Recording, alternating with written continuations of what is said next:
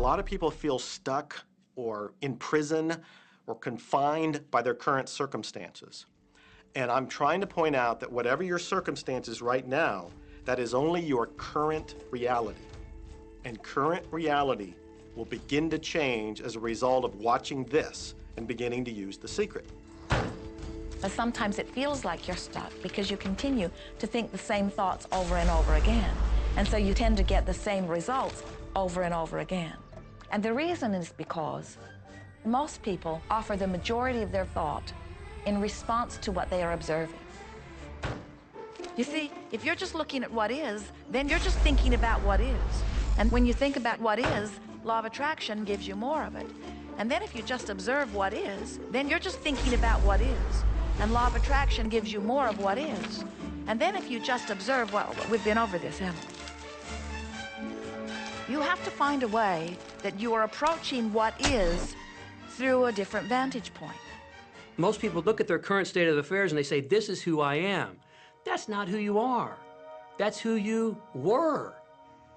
You see, if you look at your current state of affairs right now, let's say, for instance, that you don't have a lot of money in your bank account, or you don't have the relationship that you want, or your health and fitness isn't up to par.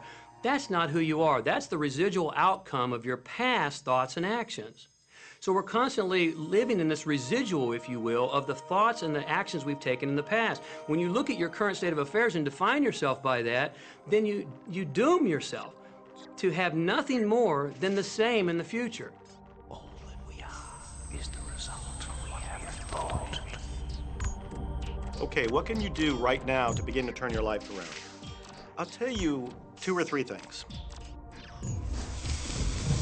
Start making a list of things to be grateful for. Start with that, because this shifts your energy. It starts to shift your thinking. Where before this exercise, you might be focusing on what you don't have, and you might be focusing on your complaints, and you might be focusing on whatever the problems are. When you do this exercise, you start to go in a different direction. You start to be grateful for all the things that you feel good about. Gratitude is absolutely the way to bring more into your life. Every man knows that when his wife's appreciating him for the little things he does, what does he want to do? He wants to do more. It's always about appreciation. It pulls things in. It attracts support. I've said for many years that whatever we think about and thank about, we bring about. Because that's that feeling that you have to have, you know. And so for me, it's been such a powerful exercise every morning to get up and say thank you. Every morning when my feet hit the floor, thank you. And then I start running through what I'm grateful for as I'm going to brush my teeth and do the things I do in the morning. And I'm not just thinking about them and doing some rote routine, but I'm putting it out there and I'm feeling the feelings of gratitude. Because as soon as you start to feel differently about what you already have, you will start to attract more of the good things, more of the things you can be grateful for. Because you can look around and say, well, look, I don't have the car I want, I don't have the house I want, I don't have the health I want, I don't have the spouse I want. Oh, back up, back up. Those are all the things you don't want. Focus on what you already have that you're grateful for. And it might be you have the eyes to watch this.